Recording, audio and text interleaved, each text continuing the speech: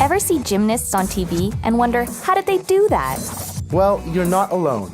Gymnastics is truly an awe-inspiring, heart-stopping, and explosive sport. Filled with all the big air, flips, twists, and turns you can imagine. Here's a glimpse into how they do it. Discover math and science through gymnastics.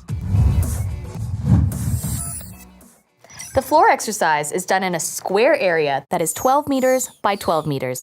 This gives gymnasts an area of 144 meters squared to perform their routine.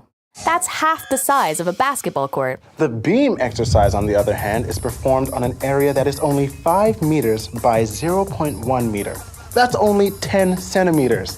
That gives a gymnast an area of only 0.5 meters squared to perform their routine.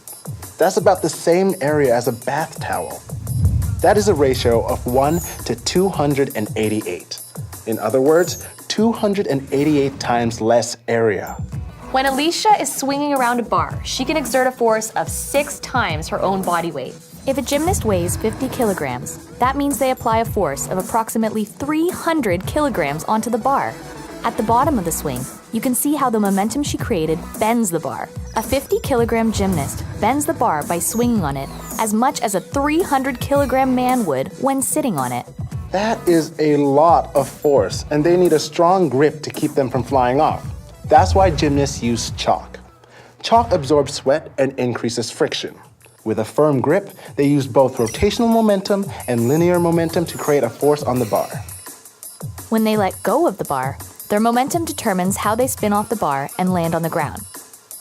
Another skill gymnasts have is their ability to transfer and absorb momentum and change their velocity or speed. Alicia uses her linear velocity and a specially designed board, sort of like a diving board, to compress the springs that store all of her energy, and then return that energy out when she rebounds off the board. In other words, her energy gets stored in the compressed springs of the board. When the springs are released, this turns the stored energy into motion energy to go up and rotate. This is what makes her fly 15 feet in the air, making 2 flips and 2 rotations in the process. And then just as fast as it started, she has to absorb all of that energy through her body when landing to stick it. All the motion energy she has now needs to be absorbed through her body and into the floor. Well, Kara, I feel like I got a little more understanding about gymnastics.